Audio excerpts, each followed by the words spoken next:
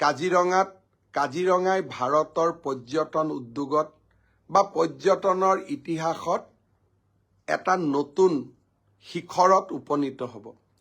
Indian tourism mart এটা ডাঙৰ অনুষ্ঠান। ভাৰত চৰকাৰে এইবাৰ কাজিৰঙাত ইয়াক অনুষ্ঠিত কৰিব।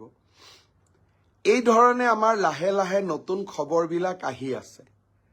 15 তাৰিখে বড়ো লোকসকলে নতুন দিল্লীত এটা বড়ো উৎসৱ পালন কৰিব। প্ৰধানমন্ত্ৰী নৰেন্দ্ৰ মোদী ডাঙৰীয়াই সেই উৎসৱত যোগদান কৰাৰ বাবে সন্মতি প্ৰকাশ কৰিছে। সেই দিনটো জনজাতীয় গৌৰৱ দিৱস। মই এতিয়াই আটাইকে ধন্যবাদ আৰু অভিনন্দন জনাইছো। কাজিৰঙাই ভাৰতৰ পৰ্যটন উদ্যোগত বা পৰ্যটনৰ ইতিহাসত এটা নতুন শিখৰত উপনীত হ'ব। ইণ্ডিয়ান টুৰিজিম মাৰ্ট এটা ডাঙৰ অনুষ্ঠান।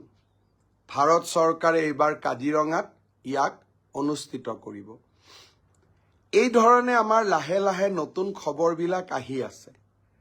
15 তাৰিখে বড়ো লোকসকলে নতুন দিল্লীত এটা বড়ো উৎসৱ পালন কৰিব। প্ৰধানমন্ত্ৰী নৰেন্দ্ৰ মোদী ডাঙৰীয়াই সেই উৎসৱত যোগদান কৰাৰ বাবে সন্মতি প্ৰকাশ কৰিছে। সেই দিনটো জনজাতীয় গৌৰৱ দিৱস।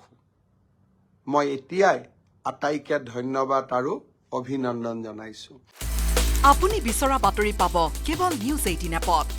নিউজ 18 এপ ডাউনলোড কৰিবলৈ স্কেন কৰক এই QR কোড। গুগল প্লে ষ্টৰতো পাব এই নিউজ 18 এপ।